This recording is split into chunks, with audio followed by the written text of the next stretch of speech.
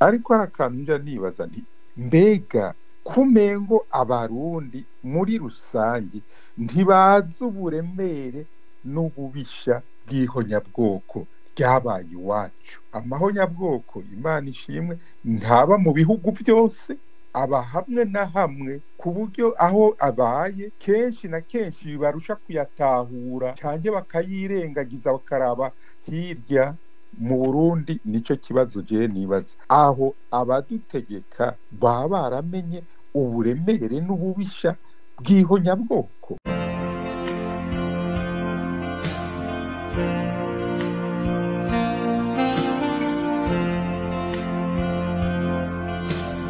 Je ndafise abana kenshi barambaza ati mbega mama sogokuru yapfuye gute, nkababwira.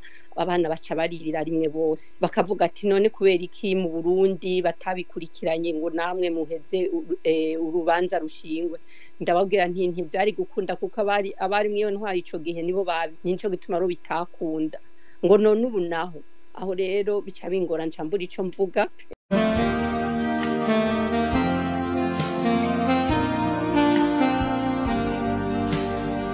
Rero inama nkenguzamateka na nshingamateka zaremeje yuko mu mwaka w'igihumbi n'amajana 1972 habayeho nyabwoko ryagiriwe abarundi bo mu bwoko b'abahutu, hakaba ata kintu na kimwe cigeze gikurikiraho. Jewe birangi umutima.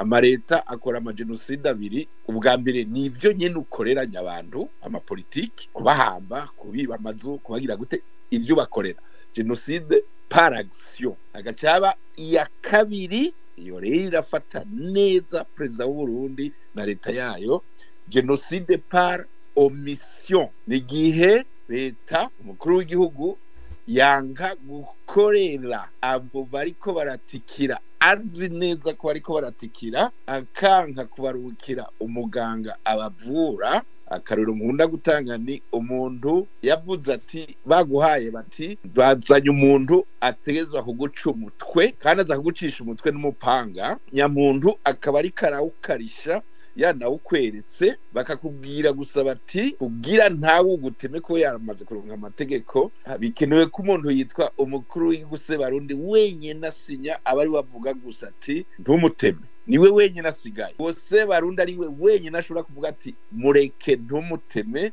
agaca yinumira ntasinye. Uca wumve bikurikira kuri uwo muntu aba yishwe n'uwo Barundi yanse gusinya, kandi bamubwiye uwo muntu nta kimwe bamuhora gusa uko yavutse, bamuhora kubera ari umuhutu, gaco yivye, gaco yagize.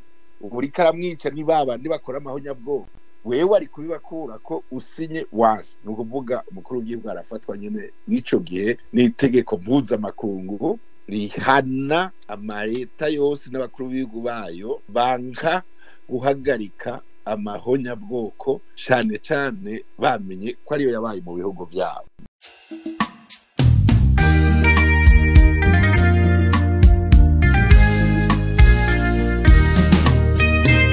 Indwi na kabiri hapfuye intore, imbere n'inyuma yaho hapfuye intore. Bagiye badasambye, bagiye mazima yongo, bazize uko bahavutse, ryari ihonyabwoko. Nshuti bagenzi mukunda mukongera mugakurikirana ibiganiro bitunganywa n'ishirahamwe ryanyu Renape Burundi, rikabicisha kuri radio isanzwe yikukira ariyo radio Réveil la voix de la justice. Ikaze kandi mu kiganiro kidasanzwe aho tuza kuca ijya nino ikibazo agiteye agahinda batari bake, gituntuje abatari bake, kigatuma bamwe bacura intimba, bagacura intimba tawe bayiha.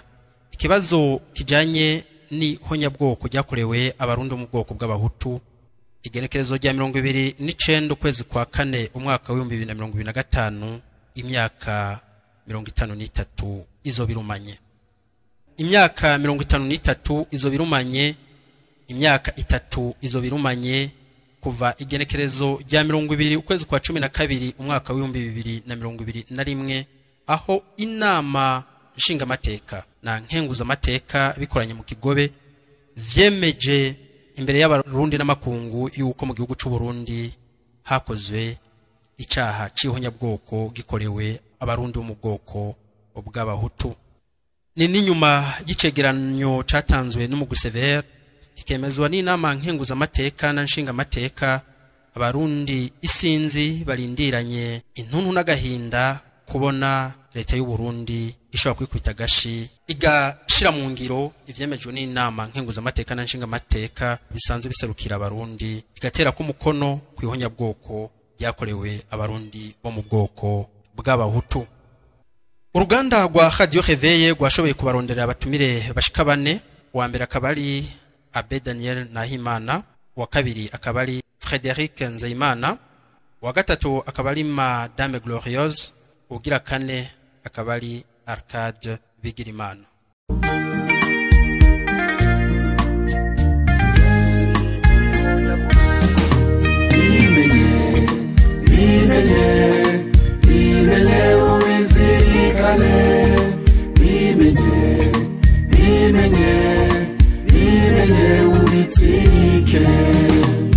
Tugiriye ko nk'umugi w'igisahira turahijambo abatumire bacu ubidondore duhereye kwa Frédéric Nzeyimana ari mu gihugu ca Canada. Frédéric Nzeyimana turabaramukije n'ikaze mu kiganiro. Natwe turabaramukije, muranyumva? Yego turabumva cyane, mubwire ko mwidondora abashobora kuba ari ubwa mbere bawumvise muri iki kiganiro. Frédéric Nzeyimana ninde? Frédéric Nzeyimana aba muri Canada mu muji n'akarere k'umushingamateka Ariel Kayabaga, aturuka mu gihugu cy'u Burundi, aheruka no kugenwa mu mabanga y'ubushikiranganje bwa Canada, kugira mwumve ingene mu bindi bihugu abantu bose bahabwa uburenganzira bw'agateka kazina muntu kabo. Arico dusa twebwe n'ababuze mu gihugu cy'u Burundi kubona dukorerwa ihonyabwoko nk'abahutu rikemezwa icese mu nama nshingamateka na nkenguzamateka. Leta yitwa ko yatowe mu buryo bwa kidemokarasi, ntihagire n'umwe mu bo vyakoze ko arenganurwa inyuma y'imyaka 3 vyemejwe, kandi amategeko mpuzamakungu abiyitegeka yaraninjijwe mu gitabo c'amategeko mpanavyaha y'igihugu c'u Burundi, ico bita Code Penal. Urakoze cyane. Ubundi duhijambo ni Abe Daniel Nahimana. Abe Daniel Nahimana turabaramukije n'ikaze, mugire ko munidondora bari mu baradukurikirana muri iki kiganiro kubo bushobora kuba bubaye ubwa mbere babumvise. Amahoro meza. Urakoze cyane kumva ijambo. Jewe ndi Padiri Daniel Nahimana, navuye mu Burundi mu 2022 ndi mucika cumu, kandi n'ubu sindasubirayo kuko nyene mbona hakirimo ingorane. Ibyo ni ibintu bitanyoroheye. Mba mu Bubirigi niho ndangura ubutumwa ndahawe, kandi nkaba nkunda abarundi n'Uburundi bwacu. Urakoze cyane kuri uwo mwidondoro utanze. Irindi jambo turarihereza Bwana Arcade Bigirimana mu gihugu cy'u Faransa. Tubaramutse, tugiye kutubaha n'ikaze muri iki kiganiro, ndetse mugire ko munidondora abashaka kuba buba ubwa mbere babumvise mu biganiro bitunganywa na Radio Réveil la Voix de la Justice. Ndakuramukije Professeur Deo, nitwa Arcade Bigirimana. Mu 2022 nari mfise imyaka 6 gusa, mugabo ibintu byabaye icyo gihe narabibonye kuko umuvyeyi wanje bamutwaye mbona. Kuva icyo gihe rero nk'abandi imfuvyi gushika uno munsi ndakunda gusoma, ndakunda no kwandika, ndetse no muri iyi minsi mperutse gushinga ishirahamwe ryo gusohora ibitabo nagize edition Sigumugani. Urakoze cyane kuri uwo mwidondoro utanze. Irindi jambo turariha Madame Glorieuse. Madame Glorieuse tubaramutse, tubaye n'ikaze mu biganiro bitunganywa na Radio Réveil. Twe tubakumbuye cyane, mugire ko munidondora abarimwo baradukurikirana kubo bushobora kuba bubaye ubwa mbere babumvise mu biganiro. Yego, murakoze kumpa ijambo. Nitwa Madame Glorieuse, nkaba ndumwe mu bakunda kushikiriza kuvyerekeye imfuvyi n'abapfakazi. Nkaba ndi imfuvyi 72, nico gituma nkunda kubishikiriza cyane, kubera nabuze umuvyeyi 72, ncamba rero mu buzima bubi, ngenda rumfise impuhwe ku bapfakazi kubera mama ari umupfakazi nkagira n'impuhwe ku mfuvyi nkabanezerewe cyane ko noronka ico shobora gushikiriza kubyerekeye ubuzima bw'imfuvyi nico twifuza. Urakoze cyane nanje ndemesheje kino kiganiro abanzwe ku izina rya Prof Deo Munezero ku bwa RENAP Burundi musangwe ikaze. Bimenye ubizirikane bimenye ubizirikane. Imyaka 53 izobirumanye kwigenekerezo rya 29 ukwezi kwa kane umwaka w'2025. Imyaka 3 izobirumanye igenekerezo rya 20 ukwezi kwa 12 umwaka w'2025. Inama nkenguzamateka na nshingamateka vyemeje yuko mu gihugu c'u Burundi hakozwe ihonyabwoko ku bwoko bw'abahutu. Tugire ko duha ijambo abatumire bacu uno munsi. Abarundi batandukanye baribaza ibibazo bitandukanye ku mpamvu zishobora kuba zituma leta y'u Burundi idashobora kwemeza ivy'inama nkenguzamateka na nshingamateka zemeje mu Kigobe ku kijanye n'ihonyabwoko ryakorewe abarundi bo mu bwoko bw'abahutu mu mwaka w'1972. Jambo turariha Frederic Nzeyimana. Frederic Nzeyimana, we 72 ufise imyaka ingahe imbere yuko tubandanye n'ikibazo gikurikira? 72 nari mfise imyaka 11 nari mu mwaka wa gatanu. Imodoka ya pake papa narayibonye neza. Warayibonye neza igenekezo rya 29 ukwezi kwa kane umwaka w'2025. Imyaka 53 izo birumanye abakozwe ko n'ihonyabwoko leta y'u Burundi tarabatunganeza. We nk'uwakozwe ko n'ihonyabwoko ndetse ukaba numwe mu barongoye urunani rw'abacitse ku icumu, uvyakira gute ubinsiguriye? Ijambo ni rwanyu. Murakoze kumpa ijambo. Icyo kibazo nagumye nibaza mbe hamwe umuntu akimbagije no kwishura ngo iki. Ubwa mbere ngoma mvuge byanciye mu mutwe, mu nyuma icyanciye mu mutwe ni bimwe bitwa ntuze mu rurimi rw'ifaransa. Je navuze ni icyo bita avoir honte de son pays. Ubwenge buza kugaruka buvuga buti nganje ntiwobivuga ku gihugu cawe.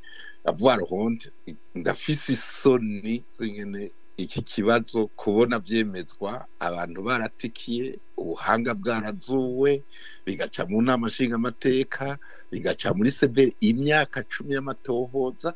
Uburundi bwose burazi byabaye, leta niyo yonyine yitwa ko itazi ikintu na kimwe cyo carabaye.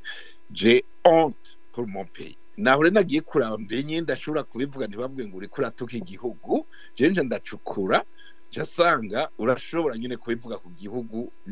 Ninaco gituma njambona ntanga hariho article y'umumenyesha makuru yitwa Jean Pierre Joly mu muji wa Canada yanditse mu kwindwi 2008 yitwa uko nyene avoir honte de son pays. Yari karavuga ibintu bisa n'ibya Canada kumbure no vuga utwo gusa no banishyuye ikibazo cawe nabi Burundi bakaca bumva yuko igihugu kirashobora kudutera isoni uko Burundi buriko barabikora. Ubu yari yanditse kuri Canada muze kumviza hinge mvuge dutatu gusa mutwe yavuze ati oui, avoir honte de son pays et ce de plus en plus, car de plus en plus se multiplient les gestes et décisions de la part de notre gouvernement canadien qui provoquent ce fort sentiment de honte, et en voici une liste. Mu Kirundi ati ego cyane urashobora gutegwa isoni n'igihugu cawe uko gikora ivyo gikora, cyane cyane ingene rimwe na rimwe canka gufata ingingo zikiza abanyagihugu. Nkuko kwa president w'u Burundi Mariste Ndayishimiye n'icubahiro yase kwemeza ihonyabwoko ryakorewe abahutu kandi babimusavye abaserukira abahutu nyene. Ico ni cyane agaca atanga y'uburero ati le refus du Canada de se fixer un échéancier pour atteindre l'objectif 0,7% du PIB à l'aide internationale. Le Canada est même à l'origine de cette promesse faite il y a 40 ans. Depuis, notre pays au Canada s'en tient à 0,35%, alors que plusieurs pays riches ont déjà atteint leur objectif.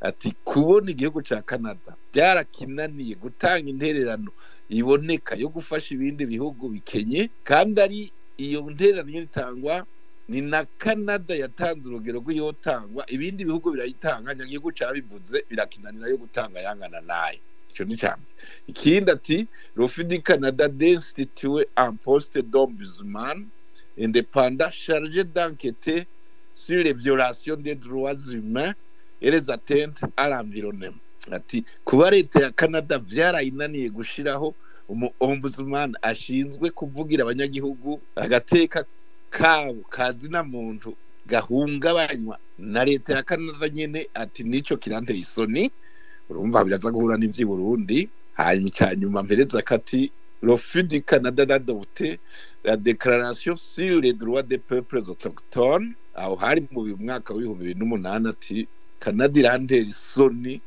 kubona yarase gusinya itegeko ryemeza ubu iciswe ihonyabwoko ryakorewe imvukira z'abahindi zo muri Canada alors uje ko nuhana kubwira kubera ivyo byabaye mu Burundi oui j'ai franchement honte pour mon pays niho wandagejeje urakoze cyane reka tusimbize gatoya tuje kwa Abe Daniel Nahimana Abe Daniel Nahimana sinzi uko mutwumva ndabumva wirindwi na kabiri wari ufise imyaka ingahe 20 yari irumanye ure yisumbuye no kuvuga yuko ivyabaye warabibonye n'amaso yawe no munsi iyo ubonye uko leta ikwega ibirenge mwiyemezo wa gihonyabwoko ryakorewe mu bwoko abarundi bo mu bwoko bw'abahutu nk'umwe mu bihebeye Imana mu vyakira gute abakristu babagana bafise intuntu n'agahinda kuvyabaye ko 1972 iyo muri mwo murabahoza mu bwanyu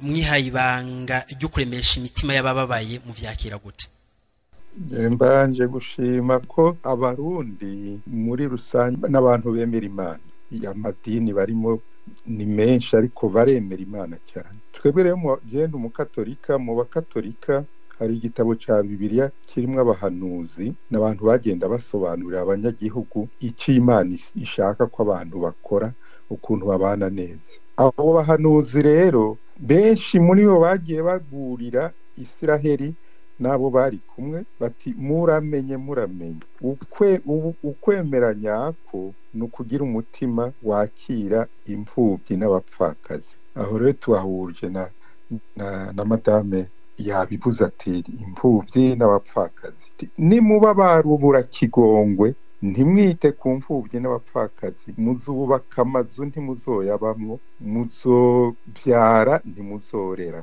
nkaba rero nkurikije ayo majambo nagiye nsaba ko abakorera igihugu abakorera Burundi baba babantu b'abanyambuwe bamenya abanyagihugu bakamenya agahinda bararanye ntibabasamarane iyo bikunaniye kubatunganyiriza icyo gihe uravuga uti je birananiye ukegura hakaza uwundi akagerageza ivyo niko politiki ikora ariko harakantu nja nibaza nti mbega kumengo abarundi muri rusange ntibazi uburemere n'ububisha bw'ihonyabwoko ryabaye iwacu amahonyabwoko Imana ishimwe ntaba mu bihugu byose aba hamwe na hamwe ku buryo aho abaye kenshi na kenshi bibarusha kuyatahura cyane bakayirengagiza bakaraba hirya mu Burundi nico kibazo je nibaza aho abadutegeka baba baramenye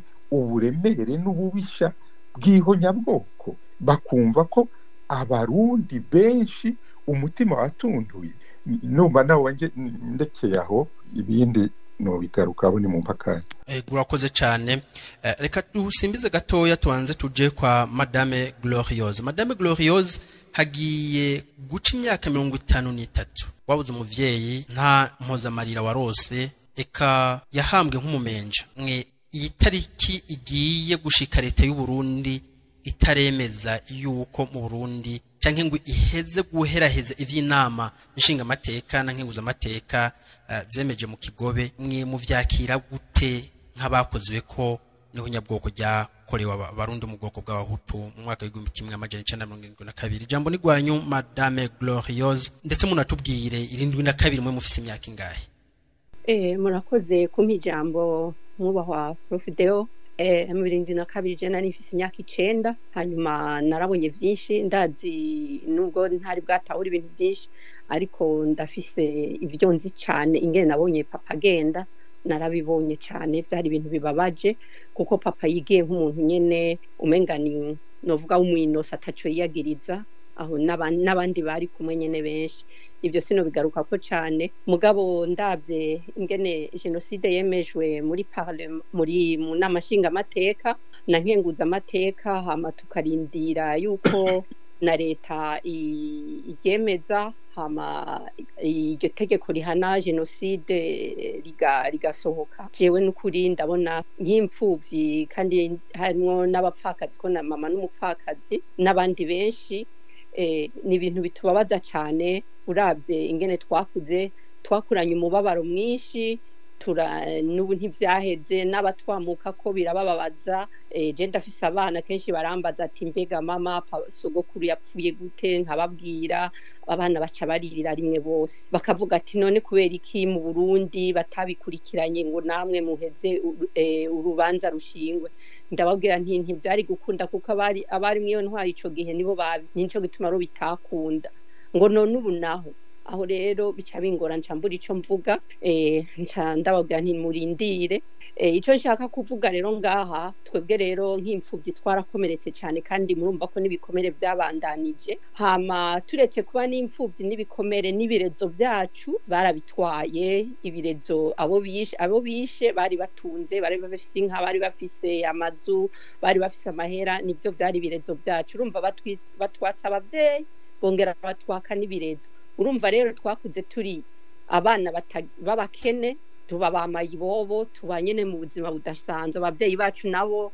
nyene babaye mu buzima bubi cyane nico gituma rero bibabaje gose nk'imfuvyi n'abapfakazi hama ico novuga nuko iyo iri tegeko rihaniho nyabwoko ridasohotse bizovyara yandi maho nyabwoko murazi inkurikirane murazi 88 murazi kuri president Ndadaye murazi mu 91 eka murazi ibyagiye birakurikirana ni byinshi cyane ivyo rero ni inkurikizi zaho itegeko rihonya bwoko atareta nimwe yigeze irisohora ivyo rero bitabiha inguvu uwabikoze bizoriha inguvu naho data wanje hatobirindi honya bwoko ry'umubiri hazobihonya bwoko mu bundi buryo hazoba guparariza ekonomi hazoba ubugaba bwinshi mu gihugu kubera uwishe umuntu ntazoreka gusahura igihugu ntazoreka kwigamba azovuga ati n'umuntu ndamwica nkamuherana reka jewe mbe ndagejeje ngaho harwo noza kuvuga ibindi hanyuma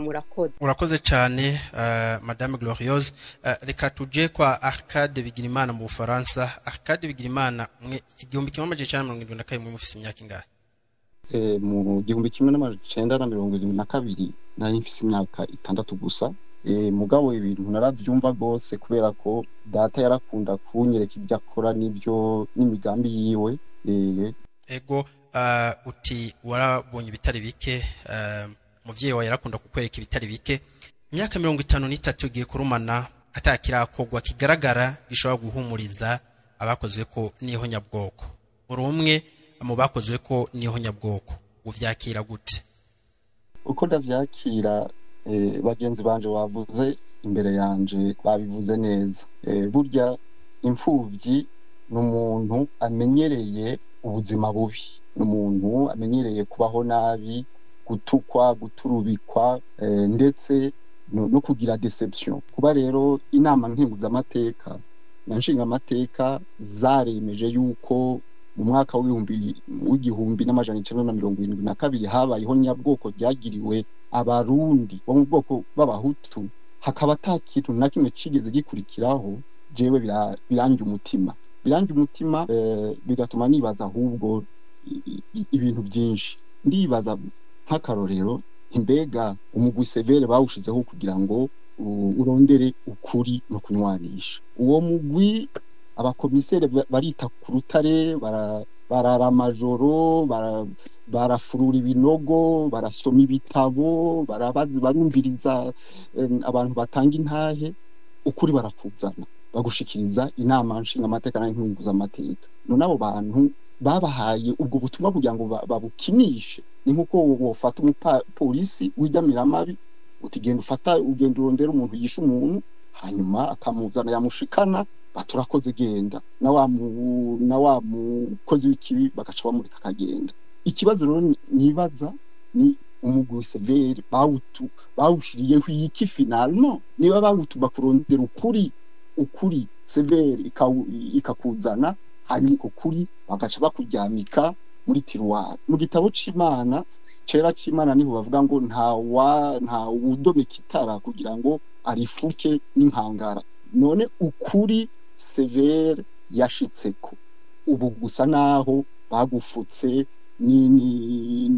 n'inkangara uko kuri gushika ubu turakuzi mugabo nta kintu bariko baragukoresha. Ikindi kintu nibaza ni ibintu vyerekeranye n'intwaro. Mu Burundi turi muri repubulika, ugerageje gucagagura repubulika ni res publica. Res ni ikintu, publica n'abanyagihugu. Res publica akaba rero ari ikintu c'abanyagihugu. None bishoboka gute yuko abanyagihugu batwebwe bawewe dushinga tuti tubicishije ku bashinga amateka no kubakenguza amateka tuvuga tuti leta gerageza utunganiriza abakozwe ko niho nyabwoko muri ubu buryo no muri ubu buryo. None twoba turi muri repubulika abanyagihugu bakavuga hanyuma abashinzwe kubisha mu ngiro bati oya aho urumva ndibaza muko ntanyisho ufise. Mbandanirije ngaho ndashobora no kuvuga nti turi muri demokarasi.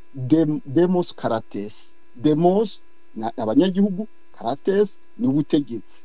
Turi mu butegetsi bw'abanyagihugu. None abanyagihugu turavuga tuti twariciwe abavyeyi, twakuze mu buzima bubi, tumerewe nabi. None ukuri kurabonetse, igikurikiraho ni iki? Ni gutunganiriza abo bana, izo mfuvyi, abo bapfakazi kugira ngo nabo bitwe abantu. Kuko muvyibagire abishwe 72 bose bitwa ngo iki? Bitwa bamenja, bitwa ba mujeri, bitwa kudukoko, bitwa ba mureri. Iryo zina umwaka uheze bavuga yuko badukuye ku bumenja, navyo sinzi rapporte ibyo bintu bigera hehe? Mbega vy'ukuri twarakuwe ku bumenja? Ni igiki co bitwemeza uyu munsi ko ubumenja babudukuye ko uretse yuko imanza zasambuwe? Ego ngaho nyene tubandanije gatoya, we wibaza yuko ukuguteba kwa leta y'u Burundi kwemezeho nyabwoko ryakuraba bo mu bwoko bw'abahutu ninda vyungukiramwo ninda bihomberamwo? Reka aka kabazo twanze tugatumbereze kwa Frederic Nzeyimana hama twaza kuca tugarukana iwanyu. Akabazo nakumvise uti uko bimeze nyene ninda vyungukiramwo kubona atana kimwe gikurikira ivyemejwe n'inama nshingamateka, cane barasavye leta y'u Burundi ibintu tuvuge nka 5 bimwe byoroshe. Kimwe ni fata bitwemeje ko abahutu bakora ibihonyabwoko mu bishire mu itegeko rivyemeza. Haciye imyaka 3 iryo ryungane rimwe ryarabananiye kwandika kandi cyari kigoye. Bwa kabiri barababwira bati saba ikigongwe mu izina rya leta ko leta niyo yamenje ku banyabarundi. Nivyo byarabananiye gukora. Baho umunsi wo kwibuka nivyo byarabananiye gukora. Ari ibintu byoroshe cyane basavye byarayinaniye leta gukora.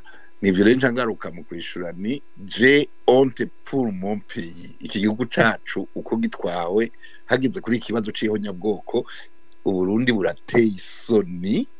Jemberuka no muri Amerika mu nama z'amahonyabwoko yabaye ku isi yose, busi ico kibazo cari kubiriki ari mwebwe vyakorewe mutagomba kubikora ku ikintu na kimwe, twese cyo tusubira kuvuga. Nivyo rero tugarukana kuri ico kibazo ubajije uti ubwo nta muntu abyungukiramwo ariho, nta ubihomberamwo nawe nyine ariho. Uwunguka ninde? Uwunguka nuwo yakozeho nyabwoko agatikiza abahutu, agatwara inzu zabo, agatwara ingo zabo, hanyuma tihagire byose akabiherana. Bita guherana, nta butungane, nta numwe azomubaza ikintu na kimwe. Ni uwo niwe yunguka. Ariko kugira abantu bumve neza abo bantu bunguka je hamwe hanjiyemo kubanza kuvuga kugira ngira ngo i Burundi tubabwira abantu abo byashikiye narundi amajambo reka tubere kinyene banguge kuva kuri Rwagasore yishwe igihugu cy'u Burundi catwawe n'amapolitike yitikiza abarundi gusa y'amagenocide hanyuma ari ibyo bambwiye bati erega ryariho nyabwoko genocide nyezina kumwe nyene umunyamateka Raphael Lemkin ayisigura byitwa ko harimo gupanga gutikiza umugwi w'abantu mu Burundi umugwi w'abahutu cyane cyane abo bahutu no kuvuga abari bo bose b'abahutu bibujumbura abari bo bose b'abahutu bimuramvya abari bo bose b'abahutu b'igitega ari barahutu bose bibururi abahutu b'ingozi abahutu b'imuyinga abahutu b'ikarusi abahutu b'Ibubanza abahutu bo mu Cibitoki abahutu bo mu Rumonge abahutu bo mu Ruyigi abahutu bo mu Cankuzo abahutu bo mu Kumoso abahutu b'Imbo abahutu bo mu Kirimiro ukavyumva uri umukuru w'igihugu w'ico gihugu akaba ari nawe ufise amabanga amwe bita ya Sebarundi wabo bose navuze batikijwe n'inama nshingamateka na nkenguzamateka zose zikoranye zicaye zikiga na raporo y'umugwi Severe uwo Severe witwa ngo iki umugwi w'abantu leta y'u Burundi yonyene yatumye gutohoza iki ukuri kuri ibyo nyene bakubwiye ko basanze ariho nyabwoko bakanakubwira n'ababatikije abaribo abari ku butegetsi bwa leta abatutsi b'abahima bo mu ntara kama ya Bututsi kuri leta y'abahama Icombero harimo n'ababagaza harimo n'aba Petero Buyoya harimo n'aba Antoine Nyawakira harimo n'aba Simone Rusuko harimo bose abo bantu barabazi ba Jerome Siduhije tihagire n'umukorako ngaba bunguka abahomba nahejeje kubavuga mwumvise nababwiye abahutu nukuri imiryango y'abahutu niyo yubatse igihugu cy'u Burundi urinze ufite programme yo kubomagura ico bita imiryango y'abahutu ni igihugu cyose cy'u Burundi uri kurabomagura uwitwa Sebarundi no munsi bamubwiye bati erega barakubomaguranye igihugu agaca atana kimwe akora. Ego urakoze kuri uwo mwihwezo utanze reka ako kabazo nyene tugatumbereze kwa Abe Daniel Nahimana. Abe Daniel Nahimana muno munsi mumwe muraraba uko leta y'u Burundi kwega amaguru mwiyemezwa ry'onyabwoko ryakora mu bwoko bw'abahutu mwe mwibaza yuko ni ku nyungu zande ni ku ruhombo rwande. Nyirakoze Frederic no bari yabitomoye neza je harakantu nagira ngo nongereho gato nuko nagiye nibaza mbega perezida wacu na leta yiwe igituma dakora ibyo inama nshinga amateka na nkenguza amateka yamusabye kandi azi ko ari ibintu bikomeye biterwa n'iki ibisubizo nihaye ni bitatu nawe ubwarabyumva agira icyo tuzohitamwo atubwire icyambere nuko ataramenya icyo ari cyo ihonyabwoko hari abantu bagyitiranya n'ubwicanyi hari n'abavuga ngo mu Burundi habaye ubwicanyi abahutu bica abatutsi abatutsi bica abahutu iyo si genocide iyo si ihonyabwoko ryabaye iwacu na kabi kabishe n'ibintu bibi cyane ku buryo amahanga yabihagurukiye ati aho bizoba hose muzoke musemerera mutubwire duhagurukane niyonga kuko sabo gusa bakandamijwe bishwe n'isi yose ikozwe ku mutima icisi intege tugomba kubihagurukira twese kurindira ngoro ningwi zozangwa ikora ibi ni leta igomba kubwira oni ati hano habaye ikibazo mudufashe natwe twatanguye kugihana kuko ihonyabwoko utarihanye ntirihagarara kubera ko rikingiye kuri ka gasuzuguro yuko abaritegura bavuga ngo nibo bantu abandi n'udukoko n'udusimba turaho kutemera kundi muntu hari umuntu ko afise icyubahiro nk'icyo nawe ufise niba ari ibyo kutabyumva bazosubire mu mashuri baze kubaza abategetsi bakorana les collègues président babasobanurire uburemere bw'ihonyabwoko. Icya kabiri gishobora kuba kibitera nuko hari icyo batinya. Ninde wafatiye amaboko imugongo? Bazomutubwire, kuko igihugu nicyo gihaguruka kikabaremesha. Ndibuka igihe cya perezida, Imana imuhe uburuhukiro, perezida Nkurunziza yarabwiye abarundi bose ati abazungu batumereye nabi ngo nuko tudakoze ibyo bashaka, none muhagaraye bwuma turwane nta kundi. Abarundi baramushigikiye ku buryo igihugu cyategetswe neza, bashaka kubicisha inzara ariko baranga bahagarara bwuma. Abo bantu atinya ni bande? Baba bamufatiye amaboko umugongo. Icya gatatu gishobora kuba kiriho nuko hari ingeso perezida wacu yoba afise tutaramenya, akageso ko gukorera inda. Babandi ba mpema yuzuye batamenya akababaro k'abarundi bashinzwe, bakababesha ngo bari babakorera batabakorera. Aho rero je sinohagarara cyane, navuze ko bishobora kuba biterwa n'ibyo bitatu. Niba hari aho bituruka abarundi murabibona, namwe muzomubwire kandi namwe muzomenye uko mubyifatamo, ariko biteye agahinda, birababaje. Murakoze cyane. Reka kandi ijambo turihe Madame Gloriose, mwe iyo murimwo muraraba uko leta y'u Burundi mwirifata muri iki kibazo c'ihonyabwoko ryakorewe abarundi mu bwoko bw'abahutu, kikaba ari n'icaha kiri mu vyahitanye wona gomba umuvyeyi wawe, uno munsi uvyakira gute? Wibaza yuko muri uku ikwega ry'amaguru rya leta y'u Burundi vyungurande ninde ari murabihomberamo? Murakoze kunyongera ijambo. Ndavye ikibazo mbajije abo baba bihomberamo canke bavyungukiramo, ubwa mbere nkuko bagenzanje ngaha babivuze, abantu ba mbere bavyungukiramo n'abarikoze, kubera ihonyabwoko ni icaha c'agahomerabona, ni icaha ntababari. Mu gihe rero umuntu yarikoze abonye urwo rusyo agwituye, ni intsinzi ikomeye, kandi mu gihe abonye ko iyo ntsinzi ayitsinze, hariho n'ibindi vyinshi azokora, kuko abazoti ni icaha ndengera butungane, naragikoze, ibindi vyose n'ibindi ndashobora kubikora. Kandi no muri kahise biraboneka, kuko kubera batigeze bahanwa barabandanije. Ni ukuvuga rero nca mvuga ngaha rero yuko abazobihomberamwo nabo ni twese abarundi bazoba na leta cane cane.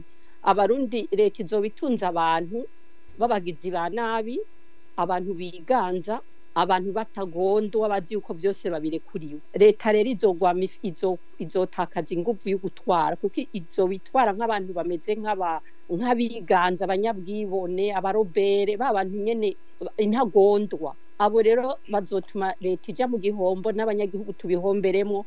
Kandi hariho n'ibintu byinshi jewe ndiko ntangura kwiyumvira, nkabona kubera iki ubona dushaka kwifuza kuja mu iterambere mugori gahagarara, kandi hari hababishaka mu bazona ari muramaze iminsi bavuga ngo ibitoro bijya baja kwimba inzahabu n'ibiki byose, ugasanga abantu baguma bapakira bashora mu bindi bihugu, mu Rwanda na hehe.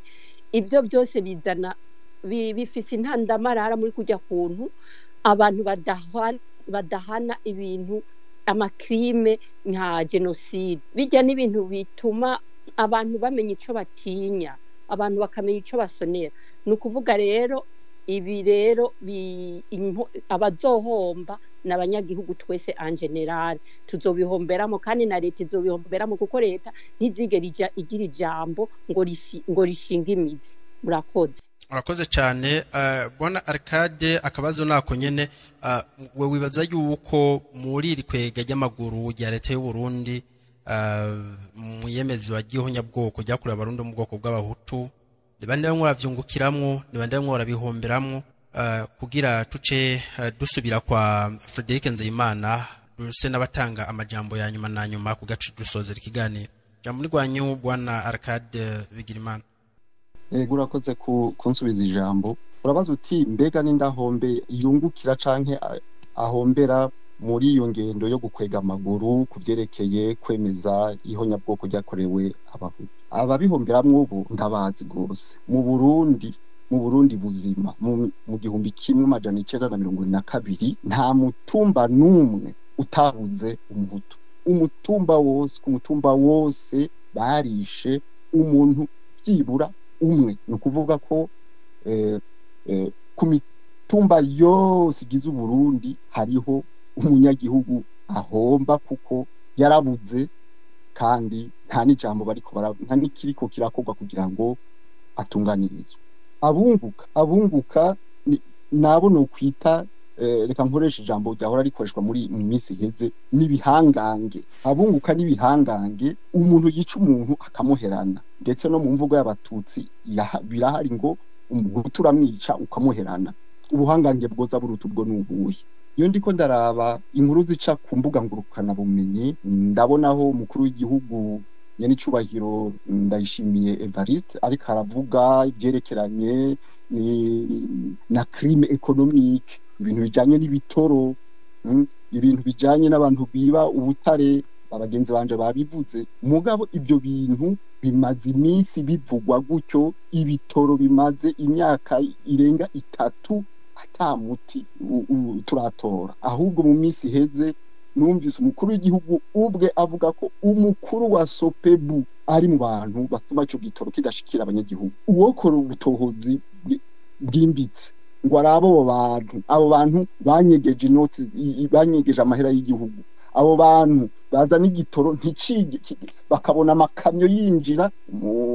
Nyenicubahiro Gerard Ndabirabe atwara inama nshingamateka nawe yariko arabaza ati mbega ko tubona amakamyo citerne azana ibitoro bikinjira mu gihugu, mugabo ku ma station imiduga ikagoma iraho bari abantu batonze ntibaronka ibitoro. Hariho ibihangange. Ivyo bihangange rero uwo tohoza neza yosanga byinshi muri byo biva muri iyo myaka y'igihumbi kimwe n'amajana 1922 aho bagiye bibi by'abantu, n'abantu bamenyereye kwibi by'abantu, abantu bamenyereye kwica abandi kugira ngo batware iby'iwabo. Ku buryo icyo kintu cyo gukwega amaguru gica kingarukana ku kindi kibazo umukuru w'igihugu bwiwe yamavuga. Iyo yumvise abantu bavuga ngo leta, aratubwira ati leta n'abanyagihugu n'abarundi twese, aho ndavyemera. Mugabo akibagira kuvuga yuko hariho leta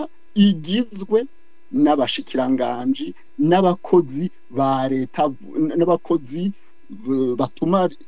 batuma inzego za leta zishobora gukora. Abo bantu ikintu kibaranga nuko bonka umushahara. Abo bantu rero umuntu agaca yibaza none twebwe leta abanyagihugu urafashe ingingo tubwiye leta ishira mu ngiro ibyo abanyagihugu, hanyuma iyo leta igashidagaza. Duca tugaruka kuri cya kibazo cy'ibihangange, duca tugaruka ku kibazo ca wa muntu yica ubundi akamuherana, duca tugaruka ku kibazo ca yampfuvyi idatunganirizwa. Mu by'ukuri kutemeza ihonyabwoko byagiriwe abahutu n'uruhombo runini, kuko abahinga mu byerekeye iterambere baravuga ko igihugu cabaye mu ihonyabwoko, mu gihe iryo honyabwoko ritarahanwa ico gihugu ntigishobora gutera imbere. Uyu munsi Burundi igituma budatera imbere nuko n'ihonyabwoko ryakozwe mu 2022 ritarahanwa. Antoine Nyawakira aracidegenja mu gihugu, Simbananiye arinza apfa, Simbananiye Artemo arinza apfa ata muntu anamutelefone. Ndiko ndavuga umuntu wa severe, umuntu wa leta ngo amutelefone amuvuga ati mbega wagize uruhe ruhara mu byerekeye France Simbananiye. Basamwera Nduwingoma n'abandi benshi bari mu bitabo mu vyegeranyo byashikirijwe na severe, harimo amazina ibihumbi n'ibihumbagiza. Ahubwo ayo mazina yarakwiye ahubwo gushirwa mu binyamakuru, mu bimenyesha makuru tukayamenya, aho kugira ngo agume mu bitabo ahantu anyegeje. Donc abantu bakozeho nyabwoko baraho, nta kuntu iterambere rishobora kuza mu Burundi. Nyeni cyubahiro Ndayishimiye Evariste, ico kintu ugishire ku mutima. Iyo ndabo ukuntu witanga, iyo ndabo ukuntu utanga impanuro zo kugira ngo igihugu gitere imbere, ndabishima kandi biranshika ku mutima. Mugabo igihe cyose abakoze ihonyabwoko bazoba baraho mu biro iwawe arabahanuzi, igihe bazoba bari mu bushikiranganje arabahanuzi, mu gihe bazoba baraho mu mirima mu matongo no mu mazu ubivye abahutu. Iterambere ntirizokwigera rishika. Imbona kazoza ya 40 Uburundi butanguye gutera imbere na 60 Uburundi bwateye imbere. Nukuri jewe sindi umuhanuzi mubi, sindi umuhanuzi uwo bita prophète du malheur, mugabo ihonyabwoko rirazingamitse gose iterambere mu gihugu c'u Burundi no bandagarukiye ngaho. Urakoze cyane kuri uwo mwihwezo utanze. Twekeza ku musozo, Bwana Frederic Nzeyimana mu majambo avunaguye cyane ukoreshe munsi y'umunota umwe, we wibaza yuko ingaruka mbi zishobora gushikira igihugu c'u Burundi hamwe bubandanya birengagiza kwemeza ihonyabwoko abarikoze ngo bakwitwa intaye mu gahanga, wibaza yuko ingaruka mbi ku gihugu arize? Ijambo ni gwanyu, mukoreshe munsi y'umunota umwe kugira dusozere ikiganiro. Uko usomye neza aho byabaye n'icatumye inama mpuzamakungu ijambo ivuga kimaze kuba ari icaci ihonyabwoko, rimaze kuba ari ihonyabwoko, uko byasiguwe n'umunyamategeko Raphael Lemukemu, icaha nk'ikibi kibishe ukorera umugwi w'abantu runaka, harimwo cyane cyane iryo jambo ari ryo tugomba ku mukuru w'igihugu yumva, so kwica gusa gushaka gutikiza umugwi w'abantu, nabwe gutikiza umugwi w'imiryango myinshi yo mu Burundi, no gutikiza igihugu gifise politike yo kugitikiza. Ushobora kuvuga gute amapolitike yo kugiteza imbere kandi hari amapolitike yuko batikira bose bagahera? Ntabyo kuvuga ngo ihonyabwoko riratikiza gusa, rikaba rero ariho rikiri. Cyo ndagomba kuvuga nuko iryo mu Burundi bacagusigurira ware mukina cakubwira riracaraho nyene, turacatikizwa, nta terambere na rimwe rishoboka kuko turiko turatikira, n'igitoro kiriko kiratikiza, abantu bose bariko baratikira, n'umukuru w'igihugu gusa atabibona kandi ari turiko turamoka. Lemke yaravuze ati ku mahonyabwoko akogwa n'amareta, amahonyabwoko akogwa n'amareta, ayo niyo nagomba kugira umukuru w'ayumve. Iryo Burundi ryakozwe na leta y'u Burundi, iyo kwa Micombero izokurikirwa niyo kwa Bagaza, izokurikirwa niyo kwa Petero Buyoya, nizikurikira zose zakogwa. Ihonyabwoko ryo mu Burundi ryakogwa na leta y'u Burundi. Ufatiye ku byabaye hano muri Canada bakubwira leta ikora amahonyabwoko mu buryo bubiri. Aho ngoma abantu baze kumva barashaka kuvuga ngo Mwavarisi, Perezida Varisito siwe yari ahari ico gihe, nivyo igihe batamba abantu mu bipfuriro siwe yari ahari, muga byakogwa na leta. Mugari gifata n'uwo atarahari igihe bahamba abantu mu bipfuriro. Amareta akora amagenocide abiri. Ubwa mbere nivyo nyene ukoreranya abantu, amapolitiki, kubahamba, kubiba amazu, kubagira gute,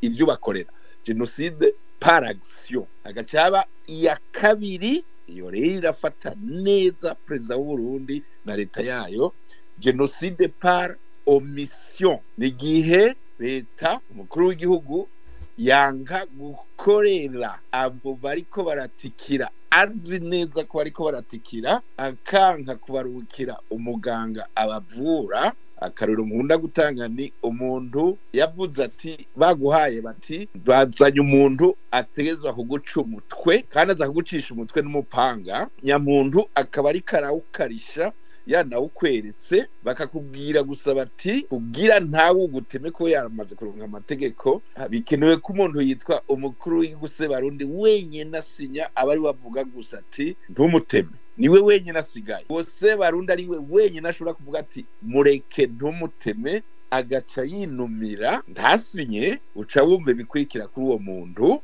aba yishwe n'uwo Barundi yanse gusinya, kandi bamubwiye uwo muntu nta kimwe bamuhora gusa uko yavutse, bamuhora kubera ari umuhutu, gaco yivye, gaco yagize. Ubu karamwica ni babandi bakora amahonyabwoko, wewe ari kubibakura ko usinye wasi. Ni ukuvuga umukuru w'igihugu arafatwa nyene n'ico gihe n'itegeko mpuzamakungu rihana amareta yose n'abakuru b'ibihugu bayo banka guhagarika amahonyabwoko cyane cyane bamenye ko ariyo yabaye mu bihugu byabo. Majambo avunaguye ihonyabwoko riracabandanya ryo mu Burundi, nivyo mu minsi tuzogomba nitwe tuve tugarutse zubabwira bamwe bashaka kubaza murabeshi byo 22 ntabikibandanya. Ufashe ko ibyo 22 bitakibandanya nimwe gusa bavuga ihonyabwoko rikorwa mu buryo butanu. Urumva ubwo bw'abantu bitwa byo byarahagaze ni bumwe gusa, un seul mode de destruction. Mugariho plusieurs modes de destruction z'ihonyabwoko. Iyo ya mbere naho mirango yarahagaze, izindi zine zose zisigaye atteinte grave à l'intégrité physique et mentale biracari ngaho. Yohani Bweje nejo zomumva ariko aravuga ko turabacakara, turabamenja, turi biki, nubwo babidukuye ko muri sentare ntayinyuzwa kubera iki, kubera ntahanwa.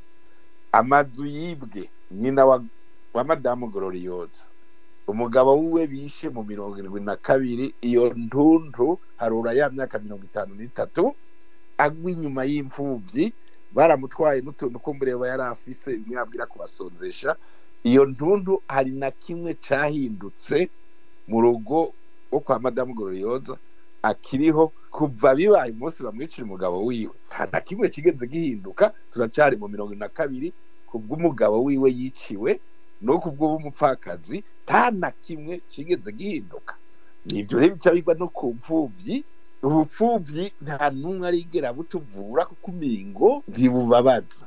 Ubupfuvyi burababaza, ubupfakazi burababaza, abantu bakugwa mu matongo yabo ntibayasubizemo birababaza.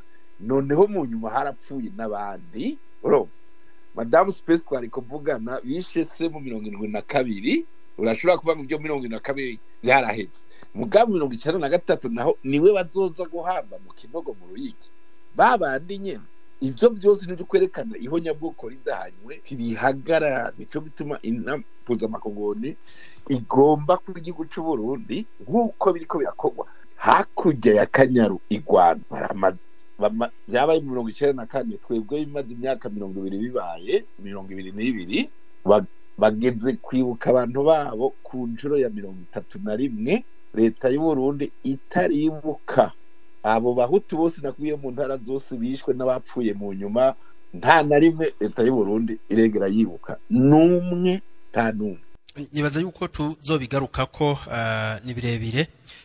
Reka tuje kwa Abe Daniel. Abe Daniel Nahimana, mwe mwibaza yuko ingaruka zishobora gushika igihugu cy'u Burundi mu gihe irihonyabwoko ryo bandanya rifatwa minenegwe, tunakurikije n'ivyo umushakashatsi Frederic Nzimana ajeje gushirikiriza, mwibaza yuko ingaruka mbi zishobora gushikira igihugu cy'u Burundi ariziye? Murakoze, bitomoye neza. Bagenzi banje bavuze ko hari ingaruka ku bakozwe ko n'ihonyabwoko, hari ingaruka ku banyagihugu bose n'akazoza ku Burundi. Nje nagira ngo ngaruke ku cyambere, nakwita icyambere, inkurikizi zo kudahana ihonyabwoko. Iza mbere na mbere ziri kuri leta na perezida ayoboye leta. Abakurambere baciye umugani ngo ingumba itazi kibi irigata ishenyo. Kuba uyoboye igihugu cy'u Burundi azi inzira y'amagume cyaciyemo yitwa ihonyabwoko, akagirengagiza, akarenga ku nama abashinga ntaye bamuhaye, akarenga ku marira y'abanyagihugu kandi ayumva yabona, inkurikizi za mbere niwe zizofata. Ejo naramuka avuye ku butegetsi bakamujyana mu rukiko ruriya mpuzamahanga, ntazo wewe ntitwamubwiye. Ejo naramuka avuye kuri iminite yuko aramutse igihugu, hakaza umuntu akamukubita ikofi, ntazo wewe ntitwamubwiye, kuko yababaje abantu benshi mu kutumva ibyo turiko dusemerera tuvuga. Erega harakomeye hano. Suwe ngo je ngo padiri nta butegetsi nshaka gufata ndanisaziye, so kuvuga ngo ndagaya abategetsi, oya, nukubahanura nukubagira inama mu bintu bikomeye. Ikimbabaza nuko ngo mu Burundi benshi bazi uko tugomba kuyoborwa ngo humiriza ngo uyobore ntuvuge ikitagenda ngo wowe ubabaje umutegetsi no tugomba kuvuga ibitagenda abategetsi babimenye bamenye aho duhandwa aho tubabara bahamenye kandi bige ukuntu bakosora ndaramukije urakoze cyane reka tuje kwa Madame Gloriose dusozera ikiganiro ingaruka zishobora gushikira Burundi mu gihe iriho nyabwoko ryo bandanya rifatwa minenegwe ubona yuko bavyorosha kuvuga ngo Abarundi baricanye bakavyorosha bakavuga ngo guhariranira canke ngo reconciliation mwe mwibaza yuko ingaruka zishobora gushikira igihugu c'u Burundi mu gihe iriho nyabwoko ryo kwirengagizwa muri ayo ma eloge babandanya guhereza abategetsi batandukanye bavuga ngo mwe murabigira neza nta wundi twebwabo ni nkawe iki niki bigatuma bibagira ibikorwa nyamukuru biba bihanze igihugu harimo guhagararira amategeko tubaza yuko ivyo tuzona bigaruka ko mu kiganiro gikurikira muri urukurikirane rw'ibiganiro tugiye gutunganya tuzinja mu mategeko turabe ikibwizwa shingiro rivuga hari naryo umukuru w'igihugu ahagararira turabe ico convention hygiene yo mu mwaka w'1948 itegekanya turabe ibijyana ntuzaya na Declaration Universelle des Droits de l'Homme nayo nyene turabe ikivuga mwe mwibaza yuko uno munsi barimo barafata minenegwe ico kibazo c'ihonyabwoko ugasanga wavutse yumva yuko ihonyabwoko ryabaye agakura karongora agasaza karinda giteba Imana yumva ikibazo kivugwa ariko kitigeze gifatirwa umwanzuro ugaragara ku buryo abagikoze bakiryozwa mwe mwibaza yuko ingaruka zishobora gushika igihugu c'u Burundi zishobora kuba nkizihe muvunaguye kugira tuce dusoze ikiganiro murakoze kuma ijambo mu byo nagenda shikiriza nibaza ko no banashikirije nk'ishu zimwe ingaruka je mbona zizoja ku gihugu kandi n'ubu ziragaragara nuko umuntu azobona igihugu menga igihugu kwera ni igihugu kitagendera amategeko kuko mu gihe itegeko ry'ihonyabwoko naryo nyene ridakoze kandi rihari hama ntirisohoke ngo rikore nukuvuga n'andi mategeko yose azokamara amategeko ari nko mu kirere donc Burundi buzokamara igihugu kiri mu kirere kitazoshinga imizi ngo cicarire ingorane zacu bizokamara ibintu nyene byo gucisha hejuru muga ibintu biriko birononekara nibi nakubwiye vya ekonomi itagenda nyene ngo ishinga imizi abari bo bose baza bagatwara ibyo mu gihugu ejo uzawumva mu Rwanda baje bagatwara ikawazi Burundi ukaza wumva abandi amavuka y'Uburundi batwaye ugasanga twebwe mu Burundi dusigaye ataco dufise donc kurera amategeko adashinga imizi hama nuwarenze iryo tegeko ngo ahanwe igihugu c'ubundi iterambere ntirizoshoboka bizogorana cane nuko je ndabibona hama je mbere ngiriyeho nsaba batunyarukirize baryemeze canke batubwire ko batazoryemeza hanyuma twibe ko nyene turire nyene hama tuzigire hama nitwagenda bamenye yuko kandi tuzojana amarira tuyasige ngaho abandi basigare bararira twe tugende abavyeyi bacu bagiye mu marira nta n'umwe yabahaye agaciro bivuga yuko n'ukuri burya si umuhezagiro ku gihugu burya turakwiye kurondera umuhezagiro kuko amarira y'imfuvyi n'abapfakazi n'amarira kaze cyane tuzogejana umwidogo none umwidogo twawujana uzozana kugira hari umuhezagiro uzohereza igihugu nibaza roko nyarutse ahubwo bakumviriza amarira y'imfuvyi n'abapfakazi murakoze cyane kuri ayo majambo usozerereye ko reka tuje kwa Bwana Arcade Bigirimana mu Bufaransa Arcade Bigirimana wumvise akabazo twabajije tuti ingaruka mbi zishobora gushikira Burundi hamwe ikibazo bandanya bakigira amajanja mwibaza yuko mu ngaruka zishobora gushikira Burundi arize ingaruka zishobora gushikira Burundi ni nyinshi kubera ivyo gufata minenegwe ikibazo ca genocide sinozivuga zose mugabo reka mvugemwo nkeya iya mbere yoyo ni yuko ari igihugu kitagendera ku mategeko igihugu gifise ubutungane justice à deux vitesses baniriza bamwe n'abandi uko ibicu bihindutse mu kirere tikurera iki ntibyumvikana ukuntu umwana mayibobo yibyishu hariya mu isoko kwa Siyoni baramufashe bamujanye kwa polisi baramufunze ishobora ari mwatse baramuciye n'amande mugabo ndagwa ngaru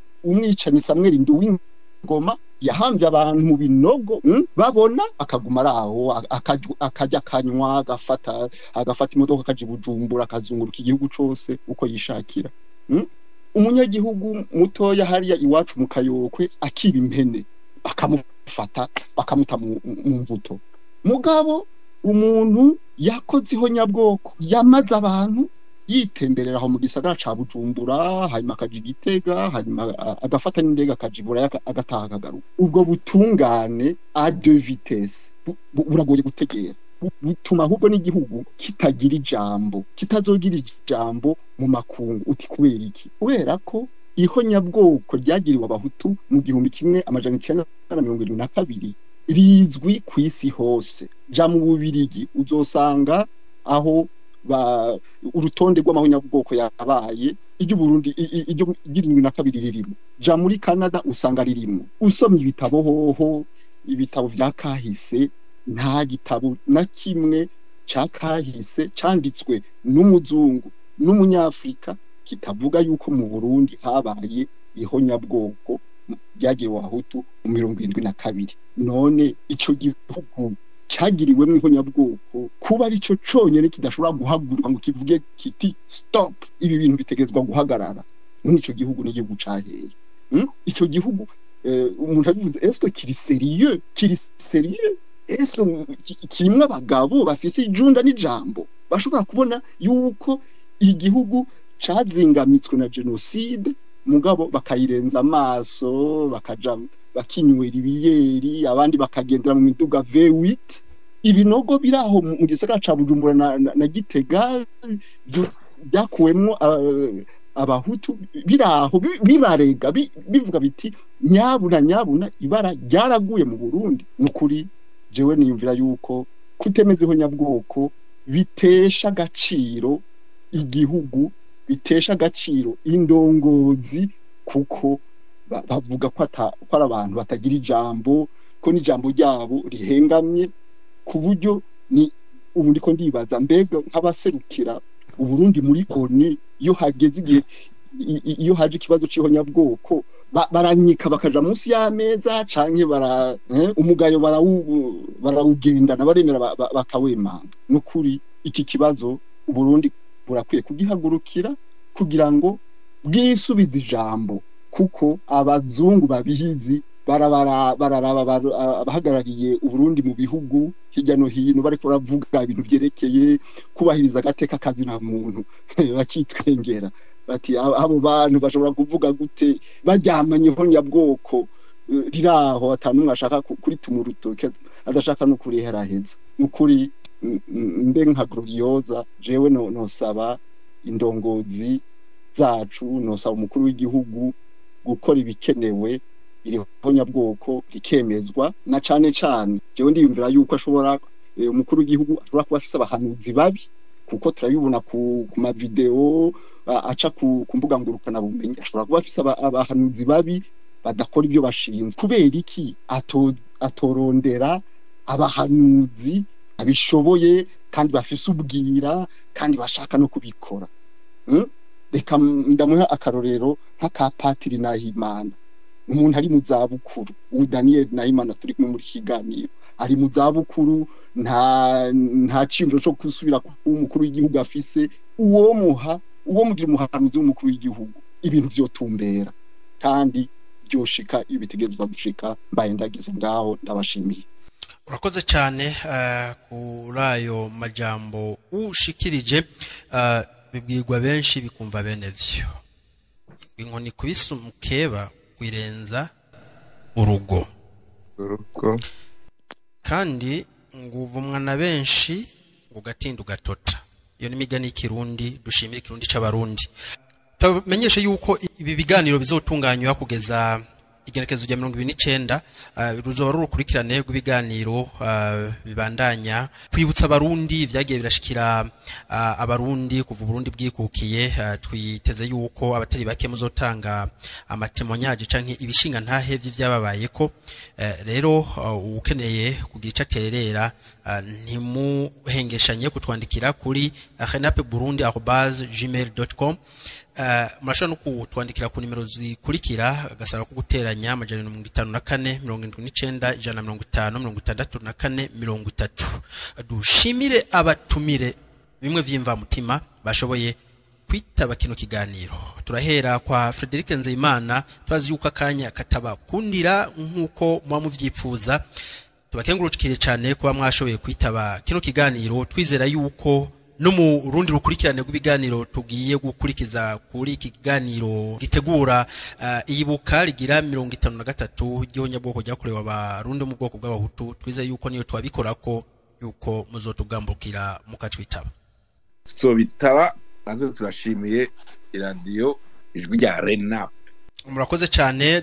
Wundi dushimira ni Abe Daniel Nahimana. Abe Daniel Nahimana tubakengurukire cyane kuba mwafashe akanya mu kanya gato mufise murakavuvura ko mwitaba kino kiganiro mudufasha gutanga impanuro zitandukanye. Twizera yuko impanuro mwatanze zigiye ku gico zihinduye mu ndongozi z'u Burundi. Tukizera ko mu rukurikirane rw'ibiganiro tugiye kuzotunganya yuko niyo tungira kandi kubakenera tukabikora ko yuko muzotugamburukira mukatwitaba. Murakoze namwe kandi boneyeho kubifuriza Pasika nziza n'umunsi mukuru wa Liberation. Dukiranuke n'ivyo bibazo by'inzitizi.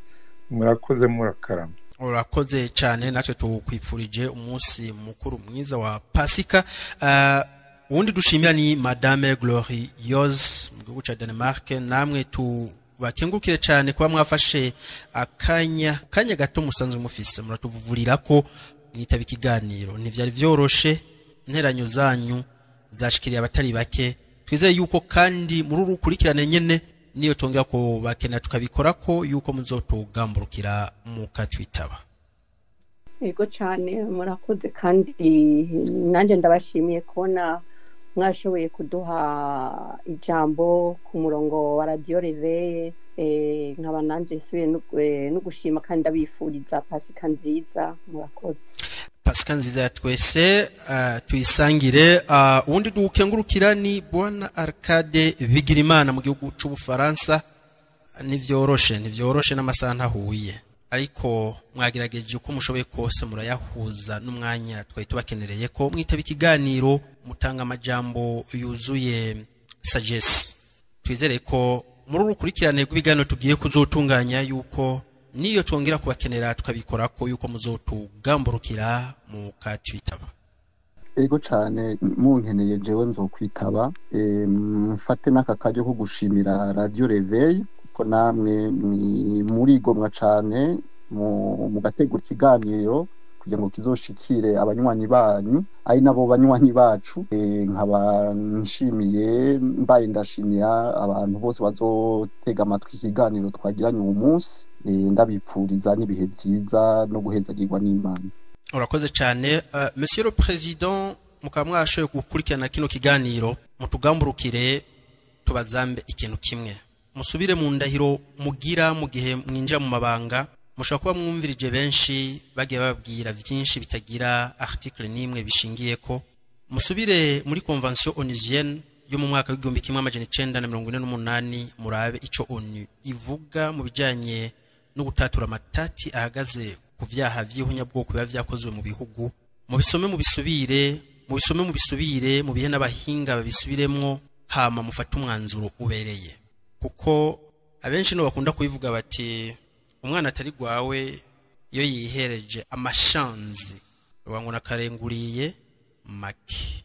Aho muri nabandi barahipfuza iribura ry'igitoro sirigwiza amajwi, ibura ry'isukari sirigwiza amajwi, kuba abarundi sinzi barira atawe bayaha kukijanye n'ivyaha bakure muri kahise, bakabura uwumva kaborogo kabo bigwiza amajwi, kuba bimwe mu vyankenerwa bimwe birabura kandi igihugu cahoze kibifise ntibigwiza amajwi murabikibereye ku barundi mwumvize ivyo bavuga kuko ibibazo bifise abene Burundi barabibatura kugira mu vyumve mushoye kubitunganya. Ikibazo cy'onyabwoko kuba kitova mu nzira ni nk'umusumari mu kirato kuko ubutungane bwose aho bwoza gutunganya hose bwobanza guhera kuri ico cago cashikiye Burundi. Mwumve igisabo c'abarundi, mwumva amarira y'abarundi. Abarundi sinzi barababaye. Nkunda kuvuga nti ni wabona umuntu agukomera amashi cyane ntuze bibaze yuko ariko agukunda. Aha Waswahili husema rafiki wa karibu hakujengi, inshuti ya hafi ntabwikubaka. Abo mwahaye akazi ngaho muri kabine benshi bateza kuraba swat ivyo mukunda kandi bakaba bahanura bakurikije ivyo mukunda kugira ntibatakaze post. Ariko kandi burya ngo iyo igiti kivunitse giti inganza marumbi ngo iyo kivunitse gihitana n'ibindi biri ku ruhande n'inyoni yacaritsemwo nayo nyene ibihomberamwo. Mwumve ko abarundi bafise babitezeko nyine icubahiro. Mwumve ko mu mabanga mujejwe ivyo mushobora gukora atari kubera yuko mubitahura gusa ariko ari kubera yuko itegeko ribategeka. Aho tuba twishimikije indahiro mugira yo muri murinjira mu mabanga. Mushobora kuba mutabuze umuvyeyi nivyumvikana ni vyiza, Imana ishimwe nimba mutabuze ariko ari hababuze. Iyo rero hageze yaho batunganirizwa ntibisaba yuko mutegeza kuba mubitahura. His Excellency mwumve yuko hageze yuko mubatunganiza muri rengera mugasoma icamategeko avuga hama mukayashira mu ngiro. Wararemesheje kino kiganiro ni Prof Deo Munezero ku bwa RENAP Burundi. Abadukurikiranye muri mu mpande zine z'isi tubakengurukire mwese murabahizi, tunabatumirira no mu bindi biganiro bigiye kuzokurikira. Imana rugira vyose ibarinde mu vyane no mu banyu. Murakoze.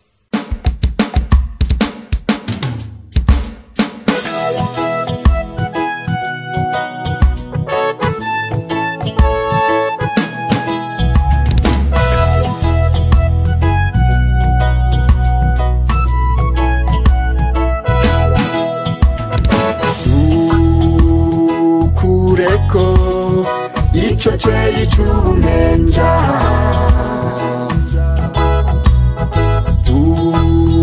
dukureko icyeyi cy'akarandaranda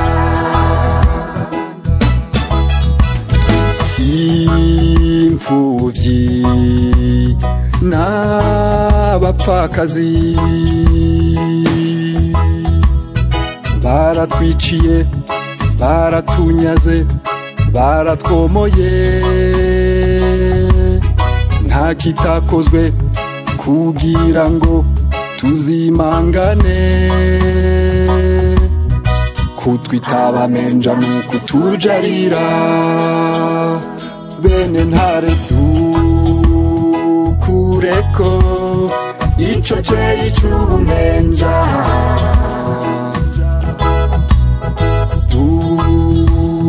kureko icyeyi cy'akarandaranda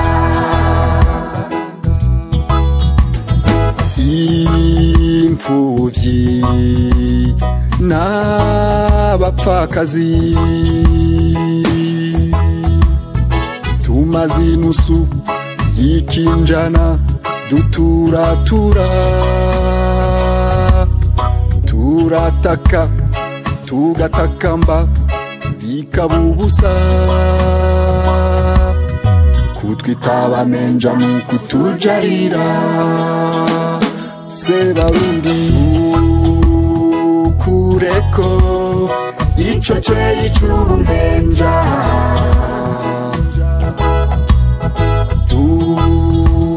dukureko icyeyi cy'akarandaranda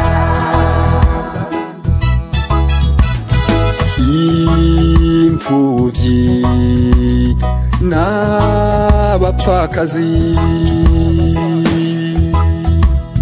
twakumiriwe mu kazi ka leta no mu mashuri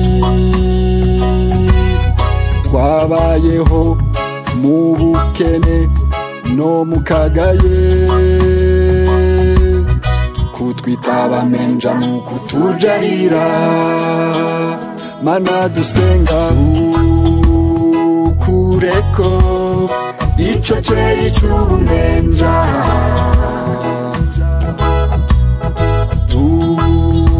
dukureko iceri c'akarandaranda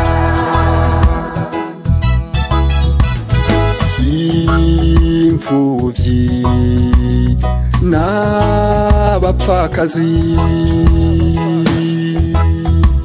ntitwagararije ntitwahemukiye umwami n'ingoma nta mategeko nta miziro twarenzeko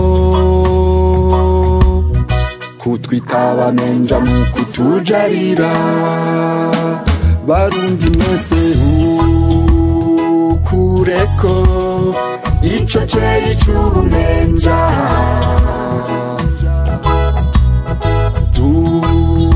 dukureko iceri c'akarandaranda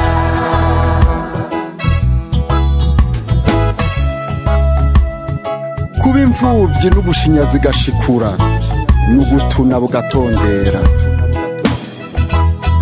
kuba umupfakazi n'ugukenyera zikaguma n'ukuba umugore mugabo twemeye vyinshi mugabo ubumenja tuzohemuka buhenutse ja Rastafari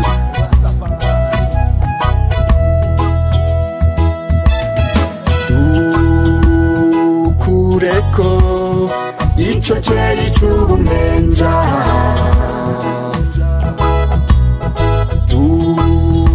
dukureko iceri c'akarandaranda